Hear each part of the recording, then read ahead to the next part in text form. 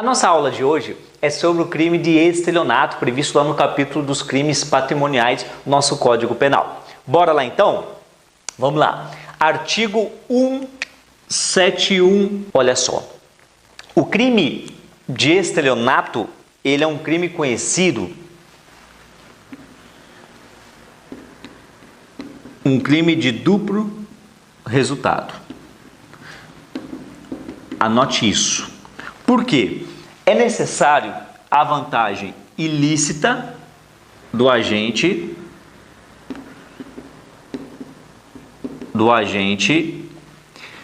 vamos colocar agente A, em detrimento, em prejuízo da vítima, o sujeito B.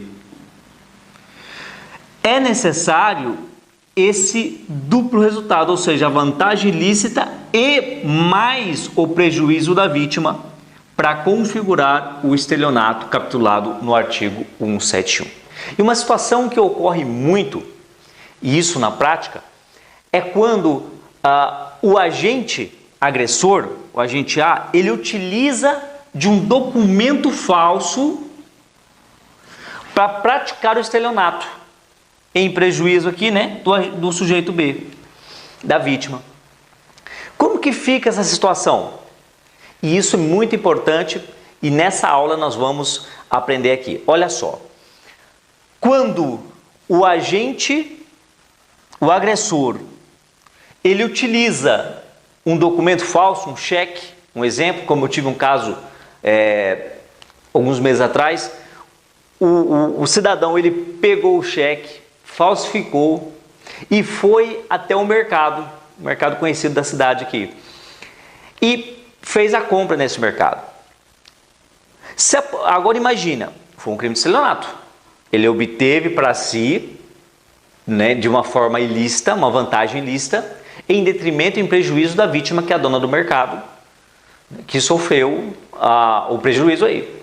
Então, analise só. Se a polícia intercepta ele antes e pega ele com o documento, com a cártula, com o cheque, aí nós teríamos o crime de falsificação documental. Lá, aí o cheque ele tem uma natureza para fins penais, anote isso, para fins penais, o cheque para fins penais, ele tem a natureza de documento doc público. Anote isso, tá? Para fins penais.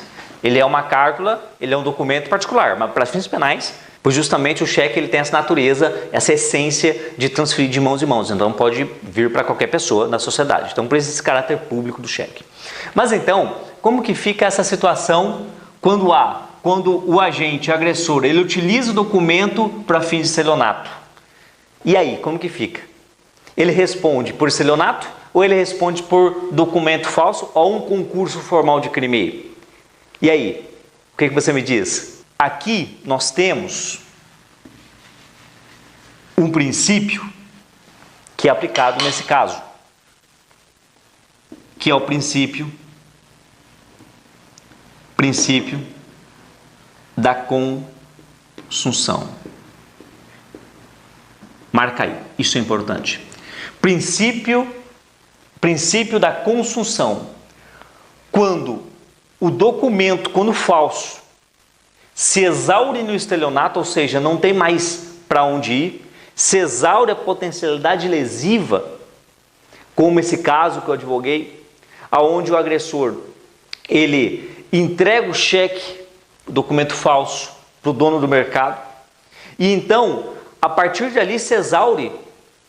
Ele não pode mais dar golpes, não pode mais ter vantagem ilícita em mais ninguém, né? A cártula, o cheque ali se exaure no último, na vítima, no caso desse situação que eu advoguei, esse processo que eu advoguei, se exauriu no dono do mercado, na vítima. Pelo princípio da consunção, a falsificação documental absorvida pelo estelionato. Então o cidadão não responde pela falsificação do documento, ele responde pelo estelionato. devido à súmula 17 do STJ. Aí você pode falar, Fabiano, mas o princípio da consunção, o crime fim, ele não tem que ser maior do que o crime meio? Via de regra, sim. Mas aqui, especificamente nesse caso, ele utilizou de um meio, de um crime de falsificação de documento, no caso aqui público, pena de 2 a 6 anos, 298 do CP, para praticar o estelionato. Por mais que o crime meio seja maior do que o crime fim, mas nesse caso, o entendimento da STJ, pela súmula 17, é que o estelionato vai absorver o crime de falsificação de documento. Falsidade de documento, beleza? Nas próximas aulas, eu abordo aí todas as modalidades desse crime estelionato.